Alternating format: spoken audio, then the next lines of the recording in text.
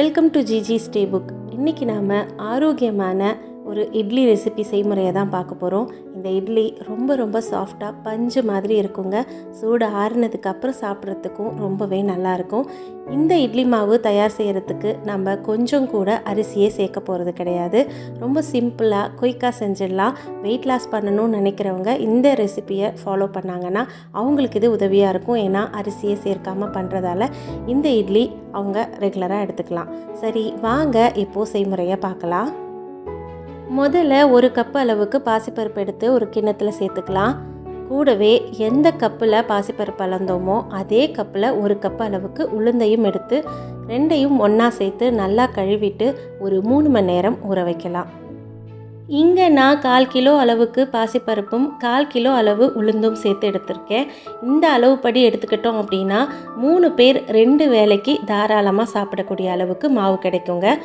இந்த இட்லி மாவை நான் மிக்சியில் தான் அரைப்பேன். கிரைண்டரில் அரைச்சா இன்னுமுமே சாஃப்டான இட்லி கிடைக்கும்.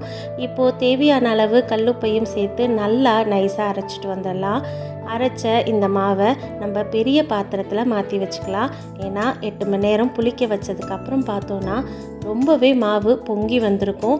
சின்ன பாத்திரமாக இருந்தால் மாவு கீழே சிந்துறதுக்கு வாய்ப்பு இருக்கும். அதனால தான் பெரிய பாத்திரத்தில் மாற்றி வச்சுக்கோங்கன்னு சொல்கிறேன். அவ்வளோதான், மாவு அரைச்சாச்சு. இதை 8 மணி நேரம் புளிக்க வச்சுட்டு அதுக்கப்புறமா தான் இட்லி வாக்க போகிறோம். பார்த்தீங்களா, மாவு மேல் தட்டு வரைக்கும் பொங்கி வந்திருக்கு. இன்னும் கொஞ்சம் நேரம் விட்டுருந்தா எந்த மாவு கூட கீழே சிந்துறதுக்கு வாய்ப்பு இருக்குது. மாவை நல்லா கலந்துட்டு தேவைப்பட்டால் தண்ணியும் கொஞ்சமாக சேர்த்துட்டு எப்பயும் நம்ம இட்லி வாக்குற மாதிரி இட்லி வாத்துக்கலாம்.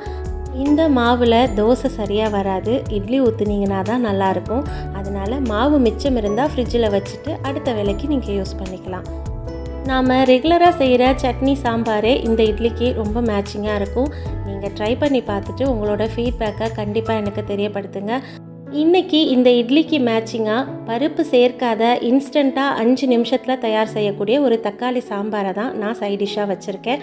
அதோட லிங்க்கையும் நான் கமெண்ட் செக்ஷனில் கொடுக்குறேன். வேணுன்றவங்க செக் பண்ணுங்கள்.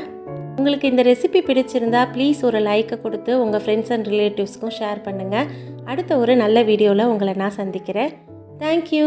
கோடை கால காற்றே, குளிர் தென்றல் பாடும் பாட்டே, மனம் தேடும் சுவையோடு தினம்தோறும் இசைப்பாடு, அதை கேட்கும் நெஞ்சமே சுகம் கோடி காணட்டும். இவைகளில மாலை பூக்களே, புதுச்சோலை பூக்களே,